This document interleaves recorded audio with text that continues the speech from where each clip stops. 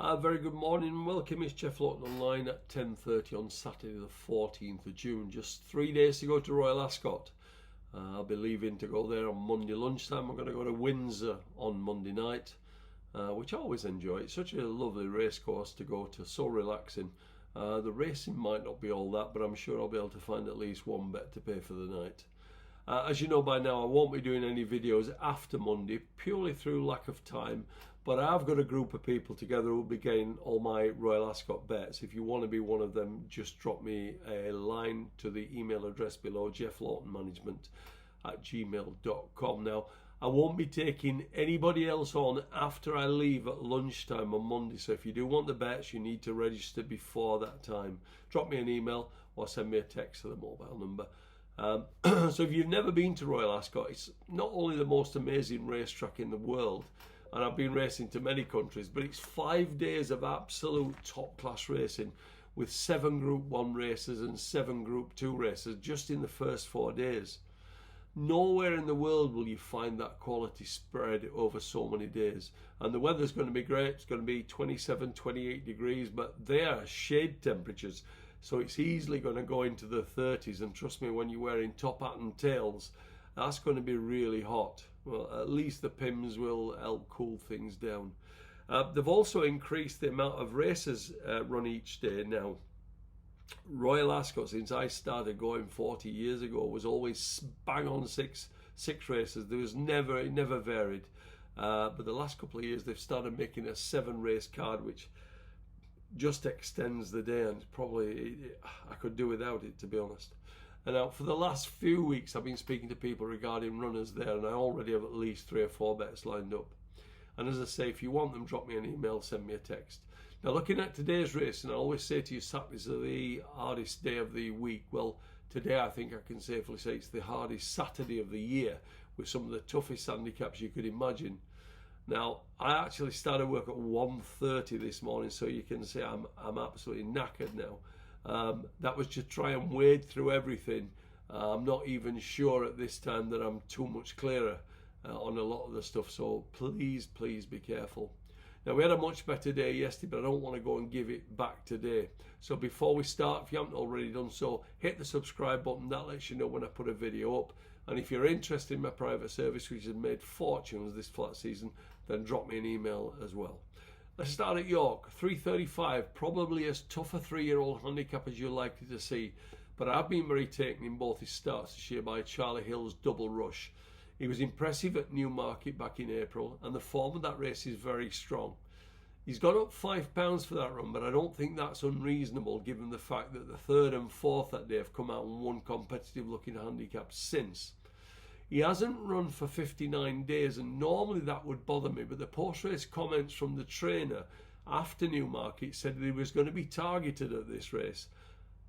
In the 4:10, which is the maiden, Andrew Bolin's Stellar Sunrise created a good impression on debut at Goodwood.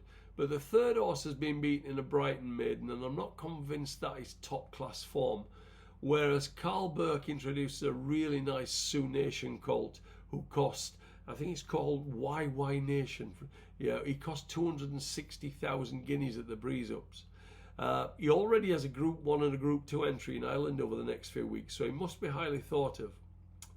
Let's move on to Sandown in the 1:30. This looks a really nice 3-year-old handicap, and the front 3 in the market all have chances. Man of La Mancha was unlucky when ridden by an apprentice at Nottingham. He went up £2 for that run, but with no apprentice on today, in effect, he runs off a £9 higher mark. Gladius of Andrew Bolin was impressive on debut before then being turned over at odds of 1-4. And Charlie Appleby's Watching Star is favourite here on the strength of his 2nd at Newmarket, and the form could hardly have worked out any better. Now, he's used as a lead horse these days for some of the better Appleby horses, but he is still effective in his own right, and he could be hard to beat here. In the 350, the maiden, there's not a lot of form to go on for the bulk of these, but there are plenty with potential. However, the bottom horse, Wave Rider, finished 6th in probably the best 3-year-old middle distance handicap this side of Royal Ascot. That was a London Gold Cup where they put a hood on him that more or less sent him to sleep because he got too far back and then finished off really well for a closing 6th behind Saddad. Now the hood is discarded today. There's the potential for something to improve past him, that's sure, and he is fairly exposed. But when I did my figures on this race yesterday, I expected him to be about 5-2 favourite. I couldn't believe that he was 7-1 last night, and I spent all last night really mopping up that 7-1. He's now about 5-2, which is what he should have been. Now over at Chester, which is never my favourite track to bet at, it's a beautiful looking course, but there are just too many hard luck stories for me. However, in the 320, I quite like Milford. He ran well last time on the second start for his new yard, but his best form is with cutting the ground, and after almost 12 mils of rain overnight, the ground has now been changed to good to soft, soft in places, and the 9-2 looked a bit of value, as I'm not sure that Jouncey has trained on. Just bear with me 1 second. Somebody, would you believe, is at my gate. Not very good timing. So as I let people in there. Right, okay. Where did I get up to? Oh, right, Leicester. That's where we're up to. In the 620, Kanishka's form probably amounts to the best on offer, but he's starting to look exposed. Now, I was very taken with Sirius A when he made his debut 4 weeks ago at Newbury. The 7th, 10th and 11th from that race have already won next time. I noted that when he ran on debut, he ran in the trainer's name, but he's since been sold to a huge player in the market, and that's Team Valor.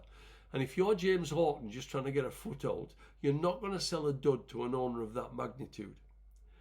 In the 720, Kiscolis, is that what it's called? I told you I was tired. Kiscody's last 2 runs have been impressive. We just touched off at Haydock where they pulled 8 lengths clear of the 3rd, and then he won as he liked at Brighton 2 weeks ago. Now the handicapper hasn't missed him and he's put him up £9, but these all look fairly exposed and he would be the one improver in the race. I think he could be hard to beat with top jockey Jim Crowley on board, and he's definitely worth a look. Now, we've got 3 good meetings tomorrow at Hamilton, Doncaster and Salisbury, so I will put a video up for you tomorrow. Remember, if you want my Ascot bets, you do need to register before Monday by 11 a.m. If you miss the time I'll be travelling, you won't be able to register. So if you're interested, drop me an email or send me a text and I'll speak to you at a similar sort of time tomorrow. Thank you.